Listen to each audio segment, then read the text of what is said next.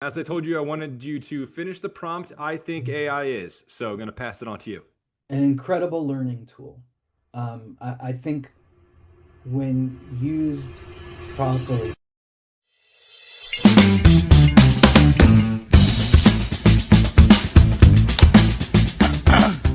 All right, welcome back to another episode of the Brainiac Blueprint, where we discuss the intersection of AI and how it impacts business and the world around us with our esteemed guests. I'm Kyle Lambert, your host and founder of Left Brain AI, as well as Action Hero Marketing. In today's episode, we're going to discuss content creation for a medical scribe organization. With that being said, today's Brainiac is Norm Schrager. Welcome to the show, Norm. Thanks, Kyle. I'm happy to join you today.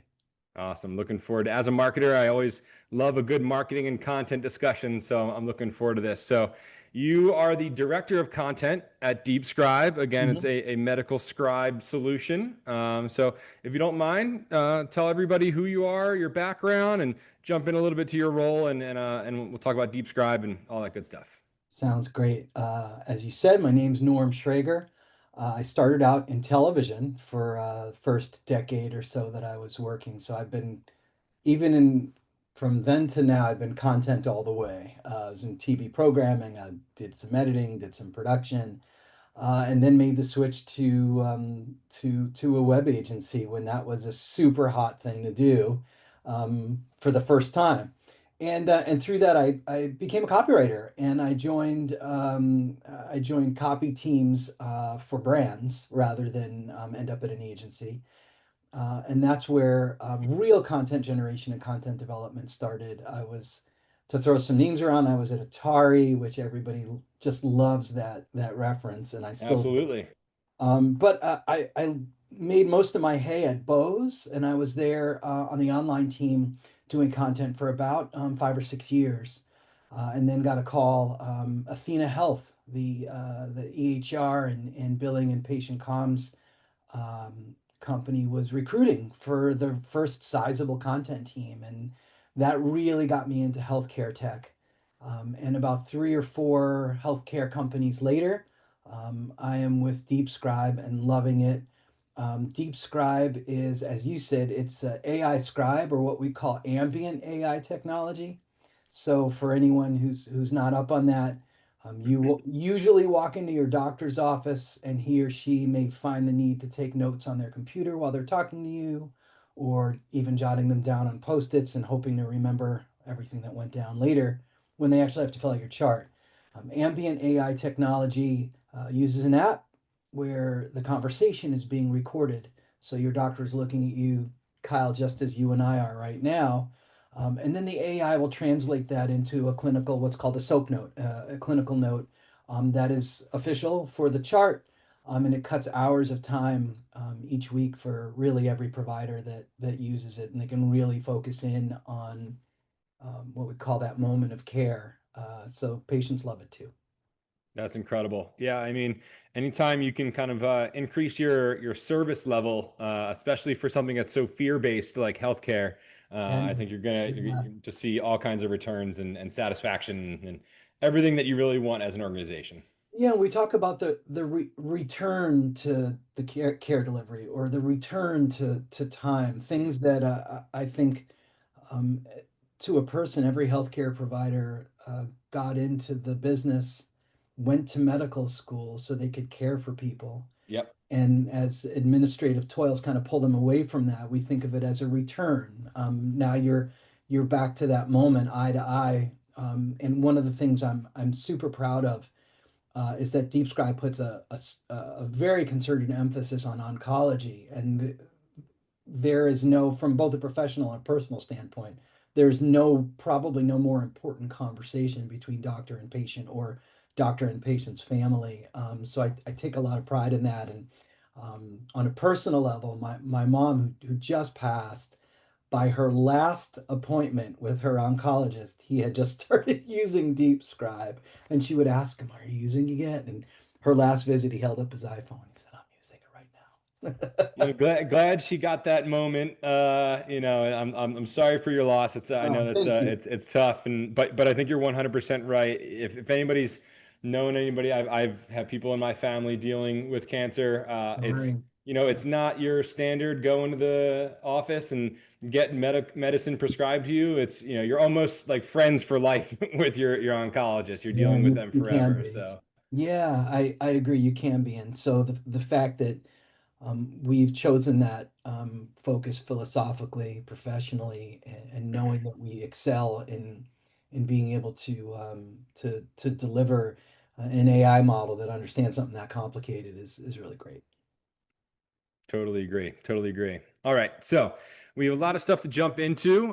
Before we do, as I told you, I wanted you to finish the prompt. I think AI is. So I'm going to pass it on to you. An incredible learning tool. I think when used properly, does every guest you have preface it with when used properly, when used safely, when used with a head on your shoulders, there are things I'm learning through AI models that I've come to trust or that I've come to put a lot of information into. I'm talking outside of work. And I find that I'm getting smarter by using it in smart ways. Absolutely. Yeah, I mean, garbage in, garbage out, it has been a motif for sure. A lot of people realize it or don't realize it, unfortunately. But the guests that I've been talking to are very familiar with that. And I always say if you're going to start playing around, first step is just figure out how to prompt. Learn how to do a good prompt, and then you're going to Yeah. be able to start, going from there, learning things, experimenting, all that kind of stuff. But the prompt is step one. Get that figured out.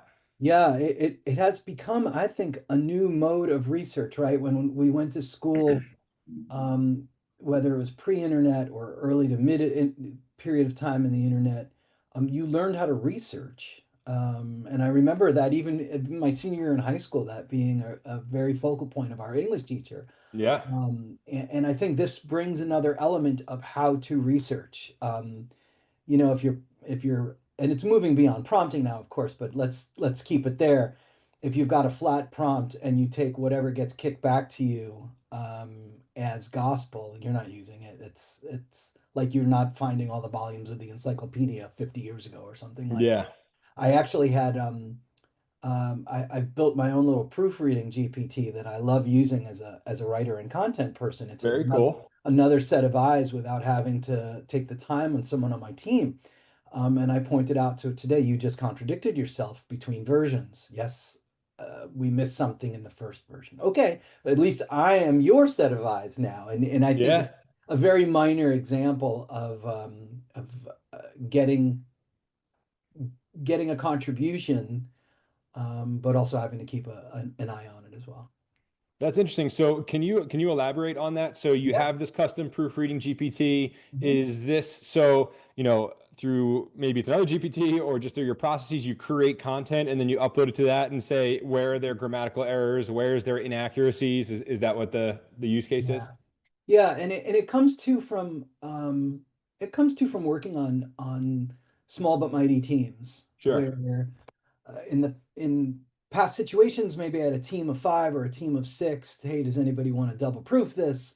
And I think fast moving teams, whether it be for size or for volume or output, it's lovely to have a pretty um, a pretty advanced, LLM doing the work for you and understanding what proofreading is and understanding AP style guide and understanding Chicago style, and just kind of forming it to what I want, which in that particular instance might be everything you just said. Give me grammatical, show me where grammatical problems are. Show me if I've missed anything in misspelling, anything that could be a little tighter, something that a person would have told me, but now I'm getting to do that in a very sort of time-saving way for other people on my team. Have you had to iterate on it? Like change the Yeah. prompt Oh up and gosh, everything? yeah. Yeah. Yeah, any GPT, and I'm using Chat GPT as this example, but any Yep. sort of agent or GPT that I've put into play, I'm refining constantly. Very cool. Very cool. I mean, I love this kind of stuff. It's interesting to see. So cool. So obviously you do a lot of content stuff. It's great to have these GPTs empowering you from ideation and research, actually creating it, proofreading. It sounds like it's kind of fully in the mix here. I'm curious from your day to day, what channels are you focusing on the most in terms of this content that you're creating? Yeah, for DeepScribe in particular, we focus a lot on LinkedIn.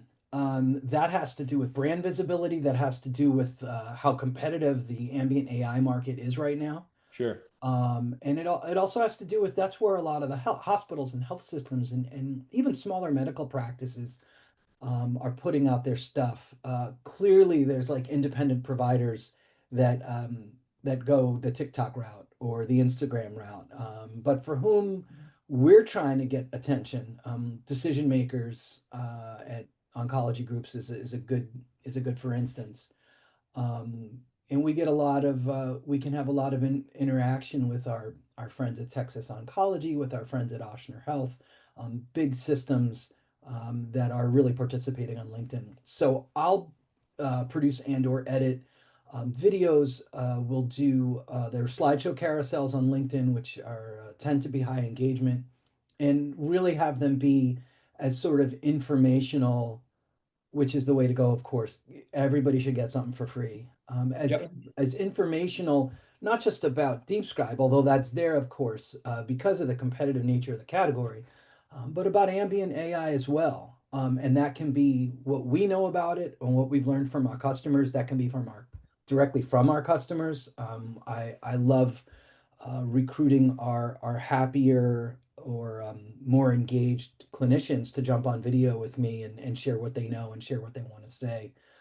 We also have a podcast that's specifically for the intersection of AI and oncology. It's hosted by Matthew Coe, who's our founder and CEO. And we get a ton of thought leadership from that, a ton of video clips from that can be really self-contained bits of conversation, education, and of course, it's content strategy. So I'm using that also to promote the full episodes as well. I can't remember. I feel like you mentioned that when we originally connected, and I can't Mhm. remember if I made the introduction to the gentleman that was on with me. He spoke about using AI Genialis.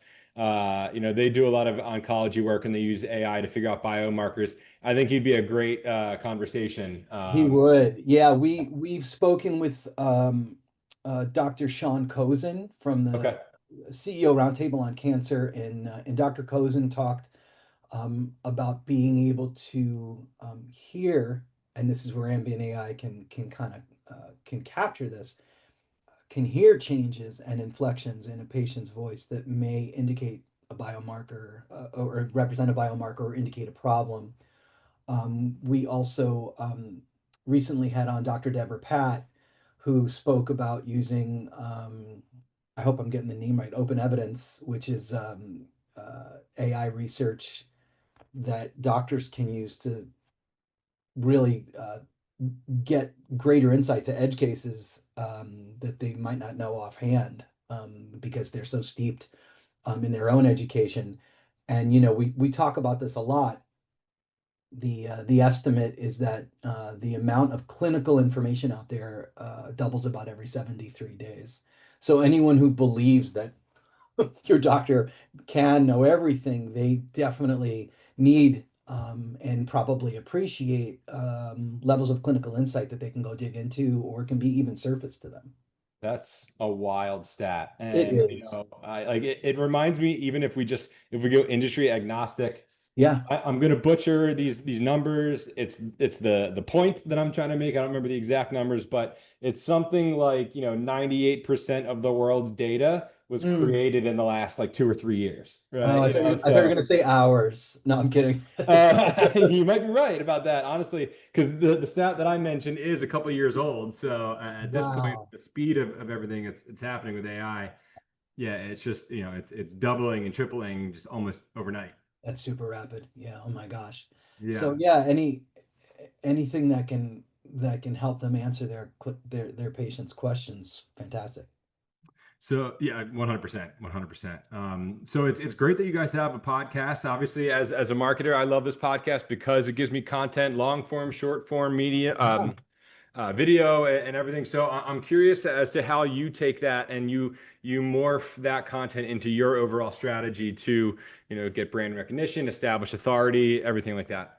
Yeah, it's thought leadership all the way. Exactly. We always want to get clinical leaders, or as we've had Larry Bilbrey on from One Oncology and Tennessee Oncology, and he is on the technical innovation side. We want to be able to obviously deliver every other week that 40 to 45-minute episode. Hmm. We'll pull, and this is something I love doing. We'll pull clips from different formats, so to speak. So I love pulling right from the show. The show has a two box with Matt in one box and his guest in another. Love pulling a clip from that. Have a little section in the wrapper to be able to throw in my captions. Again, 99% of the time we're talking LinkedIn. Yep. When we've got something um, that might be appropriate for our leadership section of our website, Carson, who I work with, who manages everything web related, will choose to put something on our site as well. We also will pull single ISO shot of the guest and pull and produce a clip from there. In some instances, I've even done that without putting the brand wrapper on it, just because it's a piece of thought leadership from someone who's a friendly in our world. Sure. It might be a partner. And if we have the opportunity, I'd like to promote a package of 3 or 4 videos over a couple of weeks that hits the most recent episode, and then we whip around and we've got the next episode ready to go. Um, most of the time, I think it serves the guest and really highlights them when it's just the guest speaking. And other times, love to have that back and forth with the guest and Matt within the clip as well. Trying to do clips between, I know everyone is kind of slave to that, give me under 30 seconds. Yeah.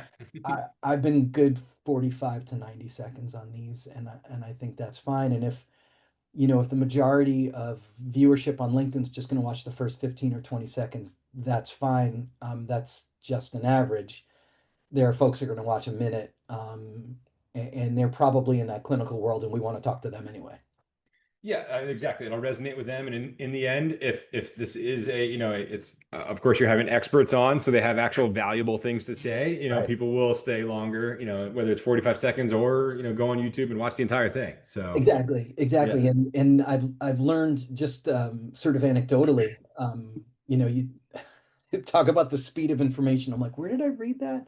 That more people are willing to keep a long YouTube episode on in the background. And I was like, that's great. That's the kind of visual equivalent of I'm I just, do it all the time. yeah, okay, great. You're my focus group of one then, Kyle. Yeah.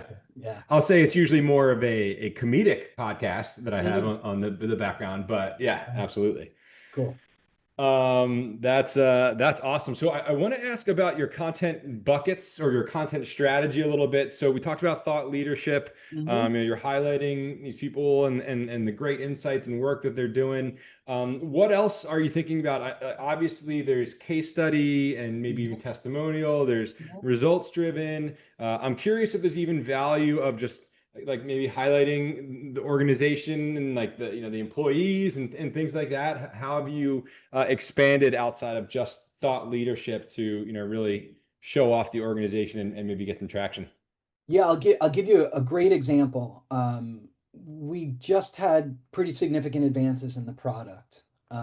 In fact, it was seen internally as nicknamed at 3.0 because it was the third major significant change since the founding Sure. of the company in 2017.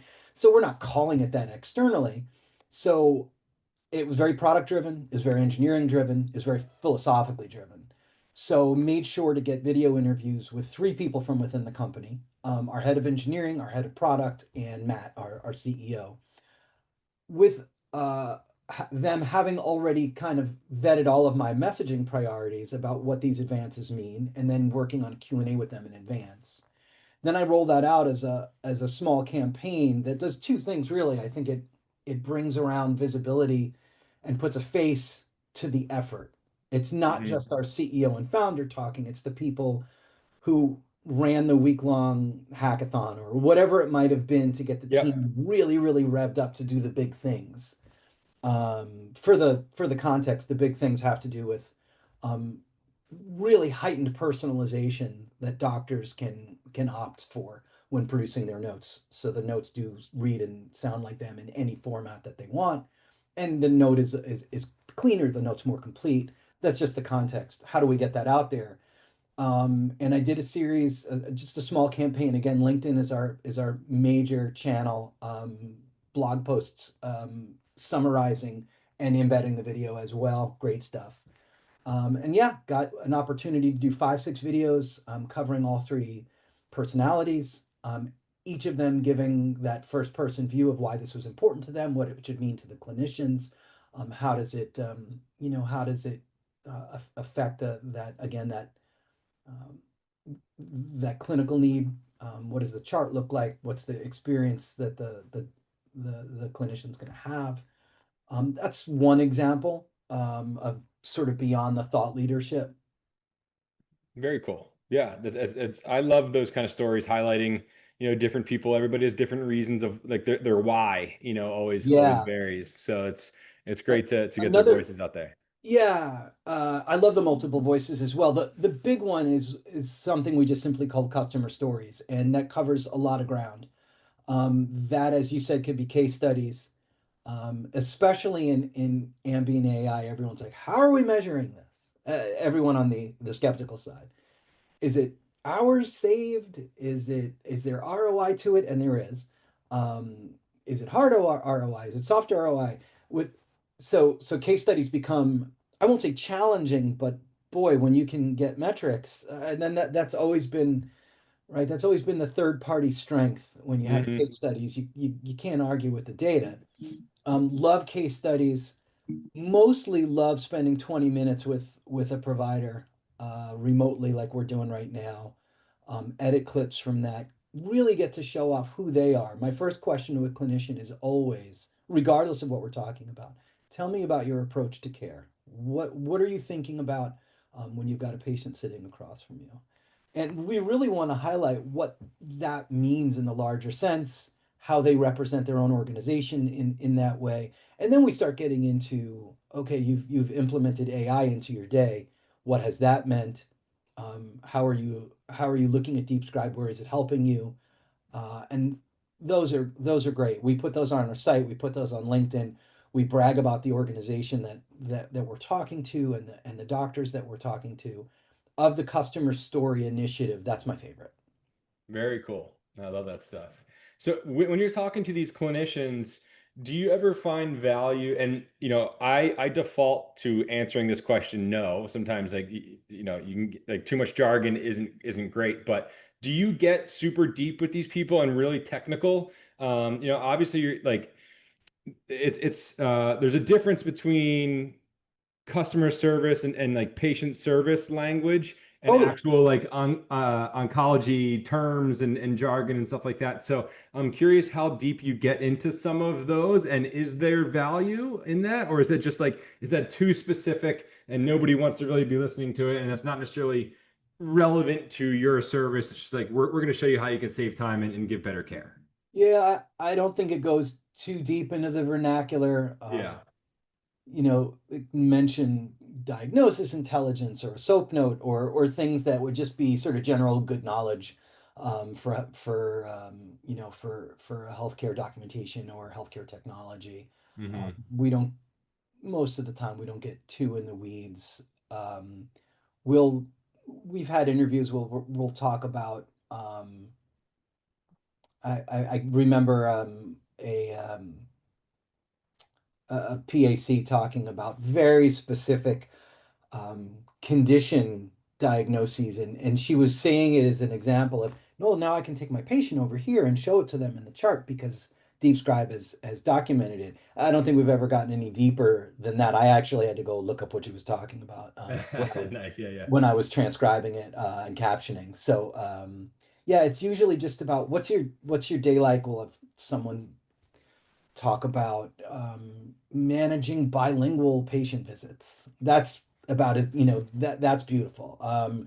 what the diagnosis codes you're providing are looking like for me and whether, where that helps me out. That's about as deep as I think those 20-minute conversations get. That makes sense. That makes sense.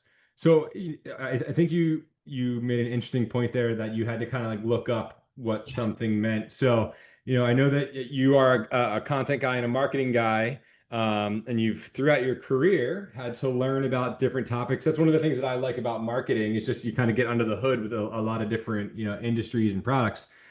What is your process, especially now that you're kind of, incorporating AI to do some of this research and to create things? What is your process for learning it yourself and making sure that, you're validating and you're not just putting out what, the AI slop that everybody talks about these days? Yeah, I mean, I'm not generating a ton of stuff with AI anyway. Oh, okay, great. Yeah, Yeah, it's a tool, not a driver, sure. for me.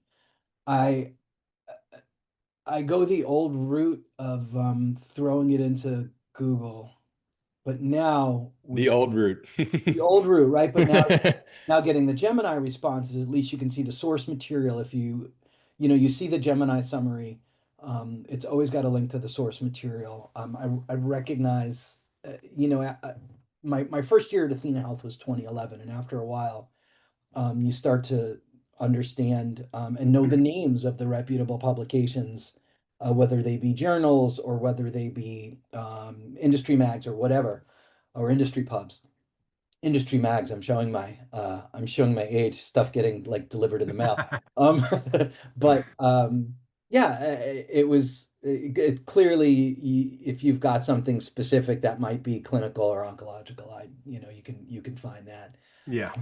In terms of what I've always found interesting is learning the product. So I have to give tons of credit to my time at Athena Health because I walk in at the time training was 3 weeks before you got to your desk.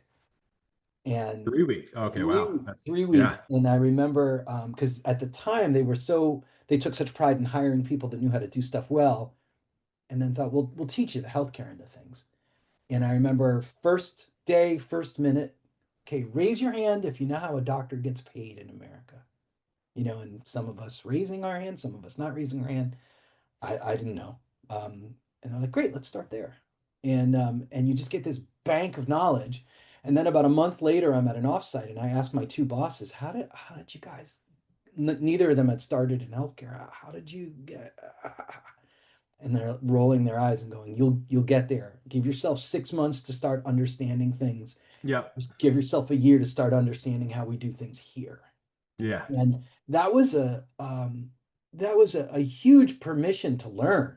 Um, That's nice. Feel supported.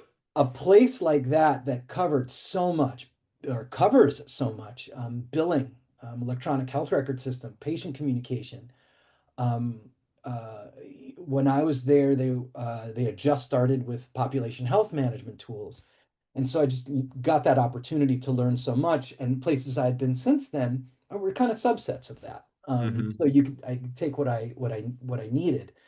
Um, with DeepScribe, a lot of it initially was learning like how LLMs worked in general, Hmm. and got a chance to see some prompting scripts, and that really brings things to light. Um, how what the capacity for AI is. I didn't really understand or coming off the street knowing that. From there, I understood documentation and EHRs from just a workable level because I had worked in that realm before as a content person. So Interesting. that's the fun part. Building, I think you started to talk about it as well. Building on the layers of knowledge you have to really form fit the responsibilities you have at wherever you're making your contributions. 100%. By the way, if you hear weird squeaking in the background, my dog is asleep and making like shaking and making noises over here. So She's dreaming of other dogs. Yes. exactly, yes. No, so that's some great stuff. So I wanted to jump in a little bit more about your strategy and some of your learnings and over a career of content creation. I'm curious. Is there anything you said you started in TV? Is there Mm. anything that you have found to be consistent from that, creating TV back in the day to still what you're doing today? Yeah, I think go with what tells the story. I know it's become so cliche at this point. But the couple of opportunities I had to maybe produce a segment in TV, but then I spent a lot of my time in programming, like scheduling and seeing, judging, getting secondary shows on the air, not the primary stuff. And when there's story, there's interest. Um, Yeah. right. And I think I I was just joking with you about that. I like 45 seconds to 90 seconds. It's enough time for a story. I find the 20-second clip to be that I see out there to be just potentially teasing what the guest's personality maybe could be. I'm not even sure I've got a sense yet of what track the conversation is going to take if I watch this podcast. Yeah. I think you undermine your audience a little bit if you're not giving them some level of self-contained story in that minute. And I think that's something to hang your hat on if you're in content. Even if you're, creating one page or leave behinds, to be able to explain a product more on the product marketing end, but there's still something to tell there. I can't remember where I was reading, like me, you probably have 4 or 5 newsletters a morning kicking in your inbox.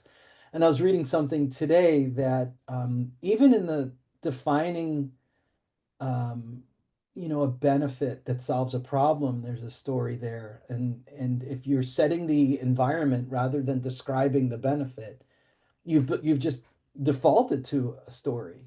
You're Yep. you're in your car. It's another day of traffic. It starts to rain is a lot better than, you know, we've got the best windshield wipers. Yeah. 100%. Yeah. 100%. You're right. I mean, like you're right. It is a little bit cliche, but humans relate to that kind of stuff. You know what I'm saying? Like you said, if you just use that example, instead of saying we have the best windshield wipers and starting with it started to rain, everybody's been in rain. They can start to picture the situation that they're in and then start to, relate there. So this is a very broad and vague question, but I'm curious just what does storytelling mean to you? Yeah. It's again broad, but I'm curious as to how you approach it. I think the best are those that reveal something that the listener or watcher might not have known or might not have expected from that person. I think, right, that's a major element of both comedy and suspense. I wasn't expecting that. Hmm.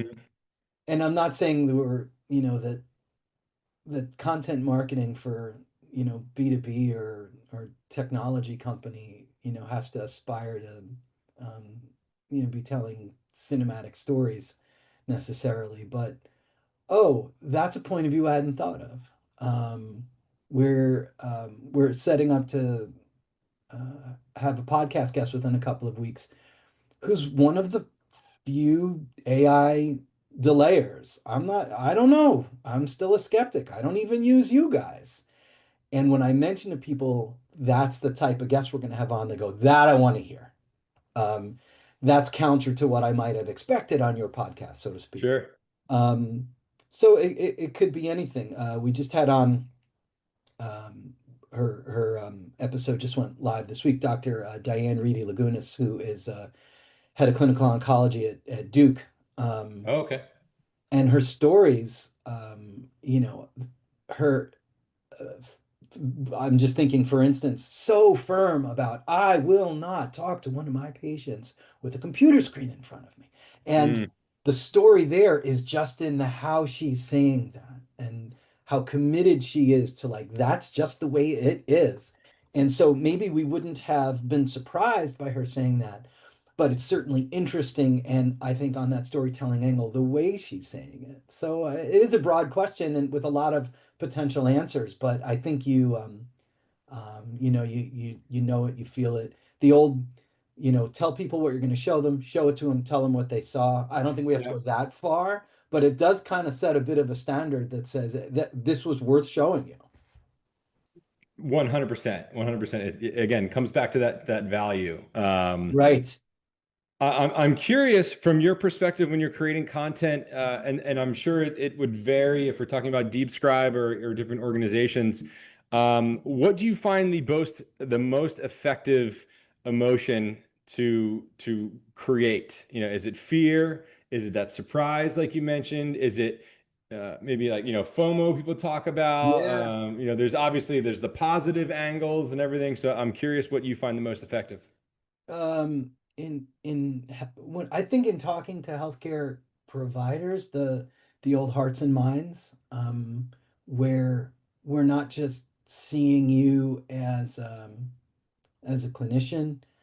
There's a great value in the time saving benefit of ambient AI. I'll use this as a for instance, that you get to go home. And we've had quotes like "Thank you for saving my marriage," and a little tongue in cheek. We have a great interview with a nephrologist at Ochsner Health in New Orleans who says my baby's getting picked up from daycare on time now. My wife is so happy. So there's that. That's beautiful. Yeah. It is, and I think there is a hearts and minds element to directly helping clinicians and knowing they're just going to be happier at their job when they're seeing you. And there's something to that. I think FOMO is a big deal, or at least an effective one, um, when we've got this sort of rapid adoption of a technology. You can at least say, even you could just even imply this is happening so fast. Where are you? And when do you try this? How willing are you to be behind the curve? I think we did that as well. I was at Patient Pop for a while, for years, and a lot of that was like, if you're not going about marketing and using digital tools for your independent practice, the independent practice competing with you half a mile away is. So there was a little bit of opportunity to use FOMO there in a very real sense. No joke, owning your own independent medical practice. Yeah. And then, of course, I think there's the blue sky opportunity. Hmm. I was at Zenoti for a couple of years in Washington State, and they do amazing services for salon businesses and medical spa businesses, and the opportunity to say, we've got you going into the future. Can you imagine franchising? Can you imagine location expansion? And that became very real things. So I think it depends. Obviously, it depends on who you're talking to. I'm just giving these as a few examples, but I think Sure. I think with doctors, the way that, and again, this has become cliche, at least in healthcare conversations, the way that burnout is such a serious condition right now with doctors. Hmm. Statistically, there have been improvements over the last couple of years, but it's major. I don't mean to call it cliche. It's a very repetitive conversation. And I think when you know that your audience is suffering for real, the idea of a hearts and minds kind of approach can feel a little sincere and empathetic. Let's expand on that because I have heard that exact point from multiple conversations that I've had. Burnout is Mm, an issue, and mm, now we're putting more content in front of them and asking them to do mm. more stuff, right, and to engage with you. And I don't know if I'm putting words in the deep scribe mouth or I saw this somewhere, but I feel like there was like the mission or the vision was to change how medicine is practiced, right? So, change itself is scary and stressful and things like that. So you have this burnt out audience, and then you're asking them to change how they're doing things and learn some new product or tool that feels like you need to have again a lot of high value content, multiple touch points, very empathetic type of stuff. So Mhm, just kind of mhm. curious as to how you think you overcome that change, overcome an audience that is a little bit resistant sometimes Could be. to this change. How do you think about that? Yeah, the idea of change management really happens on the ground, and our support teams and our implementation teams are immensely good at it, and it's just definitely a source of pride. And it's the idea that this is easier than you think. There's change management involved in terms of this much will change. You are no longer doing this. Get yourself used to looking at the result and signing off on it or making whatever adjustment you need to. No doubt there's a bit of a workflow modification, but the usability is so easy, and I mean, I can say that about us, and I'm sure other ambient AI companies are saying the same. Um, the benefit on the other end is almost immeasurable in terms of comparing to how little time it will take you to get started. I think not on the clinician end, I don't expect like multiple touches. We keep it pretty lean. If they want to continue, watching videos on our feed or enjoying our podcast or asking the questions, there's not a real, um, to my point, and the content marketing end at least, there's not a whole bunch of drilling down. At this point, I think people know what an AI scribe does. In Sure. fact, I've seen a couple of publications refer to it as ubiquitous. So that helps me know that I don't have to do this much education anymore. I can go down to here, and start talking about AI scribes because you already know what one is. Sure. So I mean, I look at it that way. Go right to the heart of what's in it for you. And if the what's in it for you doesn't hold a lot of value right now, then we're not going to have a second touch. But it seems to be pretty universally accepted right now. I think it was about a year ago, there was an analyst report that said this will be fully saturated within 2 to 5 years. Mm. Um, I was seeing some pretty large numbers, like dollar numbers for the industry. So I'm sure there's a yeah, lot of players trying to get a slice of that pie. So yeah. I love when I started. Even when I started, Matt was saying this as part of his POVs, which was within 5 years, 90% of all patient visits will be recorded interesting. and captured in some way, and that Yeah. that presents a data set that just fuels the industry, and can really make enormous strides in clinical use, I think. Interesting. Very cool. So a couple other quick questions I want to just throw your way while we get to the end here. So, earlier you were talking about measuring the impact of the product itself. I'm curious as to how you measure the impact of your content. And you even said, I don't have to do as much education, so I have this level. So is there different KPIs that you're using based on the content that you put together, or maybe based on the channel? I know you said you do a lot of LinkedIn, but I'm just Mhm. curious how you measure the effectiveness and decide, yep, I should keep doing this type of stuff and not do this stuff, or Uh, vice versa. I'm looking at general engagement. I mean, engagement is engagement. That means you've watched something, you've you've clicked through something, and that sounds very basic, and it is, but it's reliable, because I can start that as something foundational. I It's love consistent. it's got to be consistent. Yeah. I love that LinkedIn compares your engagement rate to your competitor list. So I've had an opportunity to watch that do this over the last year, Hmm.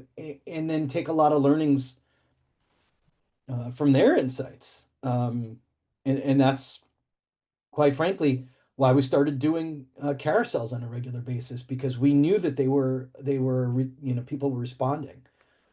Looking at engagement there, always tracking the basics with Google Analytics, to see not necessarily what's um, what's gaining the biggest audience in terms of page views and uniques, um, but are the pages that we have been strategically wanting to move up the ladder, finding their way and getting more of an audience than maybe other ones.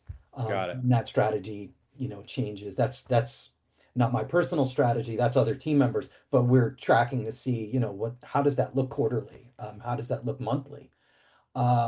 It's mostly engagement. I personally, in terms of the KPI world, for me personally, I am tracking how successfully we can engage with our own customers, to have them join us and speak on video, Mm. and give us feedback and be part of our media world, and make them stars, highlight their practices, feature them as doctors worth talking to, and I track that as well, and that's a lot of fun. Very cool. Yeah, I mean, there's something to be said about getting, right from the horse's mouth, some good insights to, to inspire your content. I'm curious how much you engage internally with maybe like the sales team, Mm. to get some inspiration. Obviously, they're talking to people all the time as well. So, is there a process there? Do you pull insights from them? Yeah, I do.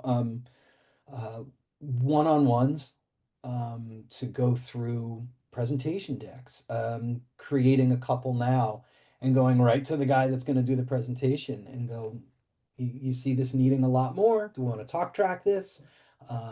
Where do you like the flow? Do you like the thread that we're pulling through the storyline? Absolutely. Definitely hearing from them where what the sales engagements are like, what the objection handling sounds like, what messaging to push and pull with. Um, it doesn't vary too much at this point. This point in the evolution of AI scribes, especially because we've cut such a differentiation in focusing on in oncology, in really making strides in the more complex specialties. So we know we're really hanging our hats on how well we do that and how important that is to us. So it's a weekly one-on-one that we can, and it doesn't just go one way. I was going to say that we can exchange what have you Sure. been doing? What have you been doing? So Yeah. Very cool. Very yeah. cool. All right, last question before we jump into the rapid fire section. Okay. I'm just curious, in the last year, there's Mhm. been so much change just in general, whether it be, macro factors or AI and all this kind of stuff. What is like one big shift that you've had to implement in your day to day from a content perspective? Big shift in the last year. Oh, I don't know. I think it's been probably self-imposed. I like volume. I like to Yeah. put out, I like to put out a lot of stuff. I'm a little old school, the where I believe in the seven touch marketing theory, what we used to call the infomercial theory, where I'll buy that vacuum cleaner the seventh time I see the infomercial. That was a 90s thing. Okay. I believe in that, and I think that your audience is so splintered and so scattered, they're never seeing a third of what you see. So even if you're tired of your stuff, there is value in repetition. Um, not, I was going to say not redundancy, but there's value in redundancy too. But volume gets you that repetition, and volume gets you good at your own messaging, Mm-hmm. and gives you a greater opportunity to compare results, to track what is being engaged with more than something else. So I would say again, no one's put down any sort of hammer that says you need to produce more. I've taken that on in the last year because I think there's value in volume, at least in the situation that I'm in. I mean, I think to your point, like you said, when you started training at your previous, job, give yourself some time, do it over and over, read it again, read it again. Yeah. I had a friend way back when that was a musician, Mm. and she would say that like the brain can't determine if it likes a song if it hasn't heard it at least 3 times, Oh something wow. like that. So you're right. The repetition isn't necessarily like a luxury, like you have to do it, to really Right. get your message across. So I think so. I think so. Again, you're also whether it's LinkedIn or Instagram, or if you're running a restaurant and big on your Facebook page, you never know what the algorithm's going to deal for you. yeah, So even if you've read it up on anybody's algorithm and how they're dealing it, you're better off just playing it safe and making sure you're out there as frequently as you can be. awesome, very cool. All right, we have approached the rapid fire section. Got 5 quick questions for you. Uh-oh. Okay. I ask everybody this because I just find it interesting in the age of automation. If you could clap your hands and have one process just immediately automated front to back, what would that be? Laundry. I know that's tacky. Everybody says there was that phrase, right? I want AI to do my laundry, not give me enough time to do my own. Laundry would be great. It's funny. I think that you're gonna have the same answer then for one of my next questions is, have you seen that new NEO robot that just came out? No. Oh, so it's just in the last week there was I don't know if it's called NEO or Neo, but Hmm? it's a $20,000 home-based robot that's supposed to take care of your your home chores and stuff like that. So I was gonna ask, what's the first thing you're gonna have it do? Sounds like it's gonna be laundry. Dinner would be great. Making dinner here in the house. I think my immediate reaction in what we do, right? I hear 20,000. If you have home help, where's the break even point on that 20,000? How long's that gotta go? Yeah. Yeah, you're right. I agree though. I mean, having somebody cook and get dinner done would be amazing. I can't Incredible. stand cleaning. Yeah, so I wish I had 20K What to was just your call drop. for what was your call for the robot? Go out in cold days and start the car? Like what were you thinking?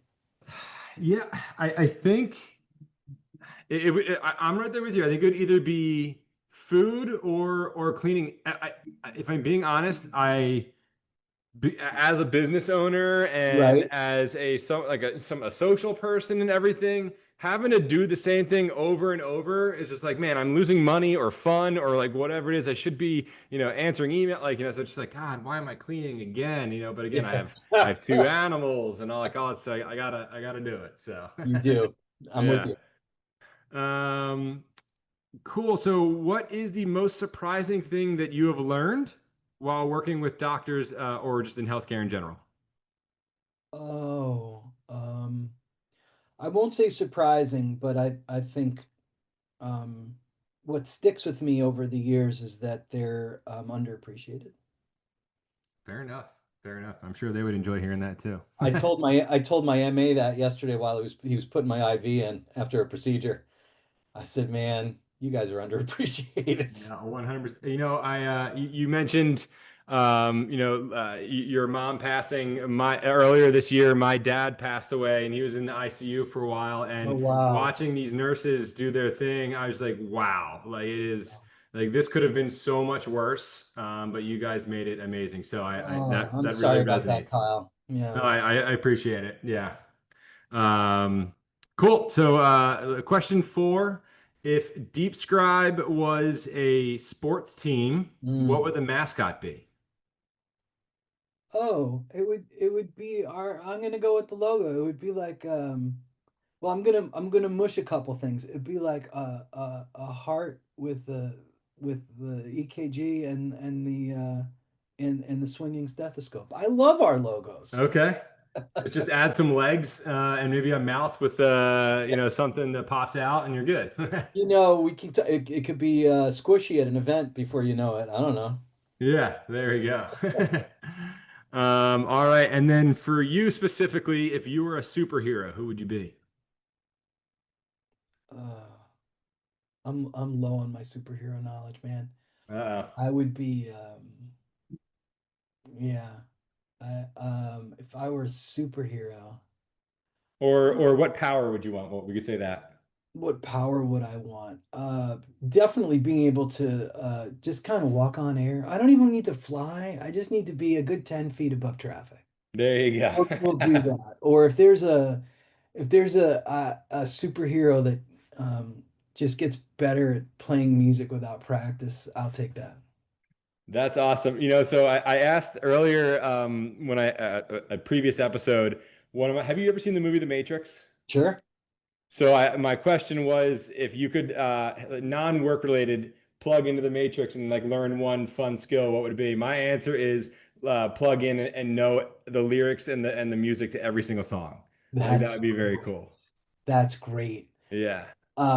Yeah, I would have answered in high school, just be a better hitter. Like get some more playing time in baseball. There you go. There you go. Well, awesome. That was, all of the rapid fire questions. So we're just at the open forum here. Is there anything that you're super passionate about, or maybe something that we didn't discuss that you just want to kind of share and throw out there? No, I say no, but then I say something. Isn't that's the no we're the no yeah generation. Yeah, No, yeah, yeah, yeah, no, no, yeah. yeah. I would say, I look forward to continuing to sort of mentor folks who are getting involved in content generation, especially in healthcare. And I can't emphasize enough, it's trial and error. And if you're working for a company that allows for that, run with your best practices and use that as your trial and error. Because that way you're at least leaning on something foundational. I think I learned that a lot with like, email drip campaigns Mm-hmm. and even at Bose being responsible for holiday email packages and knowing you gotta parse them out. You gotta have that thread. You gotta going through 8 emails. You've got to have enough differentiation, but sort of related. Just make your mistakes with things that are considered best practices, and even if you're not making mistakes, find what that 10% better is for the next one. Yeah, so that's more advice than anything else, because I think it's the classic case of we say this all the time in multiple jobs I've had. Never, try not to let perfect get in the way of really good. Um, and an agency, the one agency I worked for when I left television, someone taught me just launch at 80% and you're doing so great. And she was talking about websites at the time. And I learned quickly she was right. As long as everything was working and looking great, nobody knew that 90 to 100 that you wanted to get to. And now I hear, I'm no Yankee fan, but I hear Jazz Chisholm of the Yankees say that. And he says, I just play loose because I'm playing at 70, 80%. That I don't know. you're preaching to the choir. My mantra, I have it on the Action Hero website. My mantra is progress over perfection. Yeah, absolutely. Just keep moving, and that's where you do the learning. Exactly. Exactly. I love that. Cool. Well, Norm, I really appreciate you taking the time here to share all of your insights, talk about DeepScribe. Everybody can find you on LinkedIn. It's Yep. Norm Schrager, Schrager. And they Yep. can also find DeepScribe at deepscribe.ai. Anything else you want to plug or where people can find you if they want to reach out? No, I think you nailed it, and I really appreciate the conversation, Kyle. Love what you're doing. Yeah, I appreciate it. Yeah, thanks so much for coming on, being our Brainiac today on the Brainiac Blueprint. If you don't mind, look at the camera and say, "Stay brilliant, Brainiacs." Stay brilliant, Brainiacs. Awesome. Thank you so much, Norm. Thanks, Kyle.